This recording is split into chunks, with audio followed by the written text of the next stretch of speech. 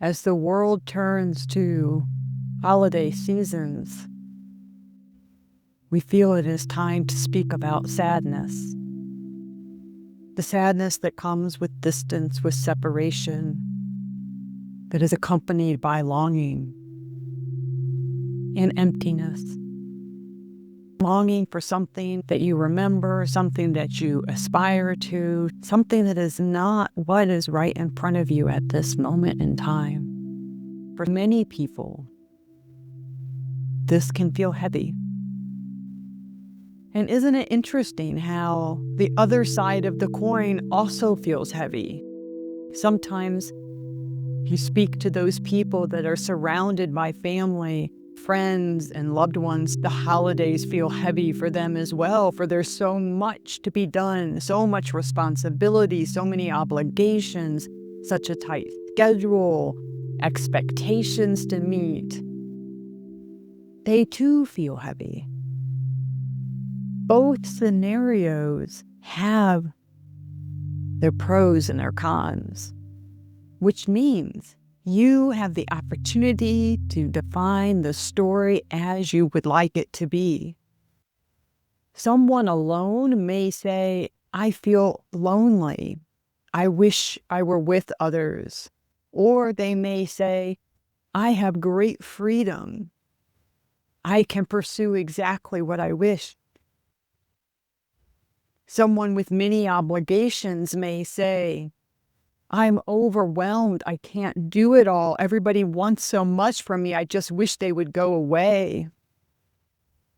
Or they may say, look at how I'm interwoven into these people's lives. Isn't it beautiful? Isn't it beautiful that I can hold them and be held by them?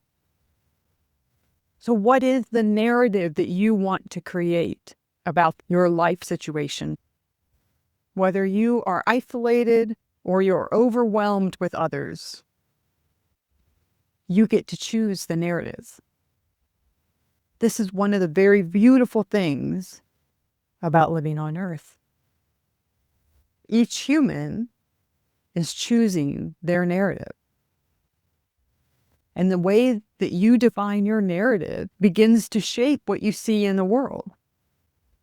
If you believe that you are alone and unworthy of others' company and you despair in that isolation, you will likely continue to attract more isolation because that's what your attention is on.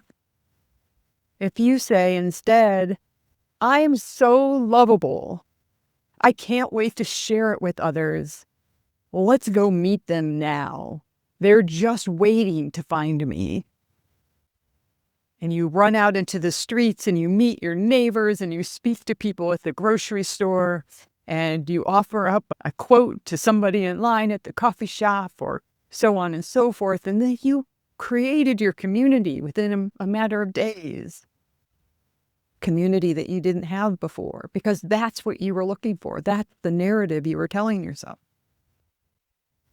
And of course, there's the wisdom of the middle way.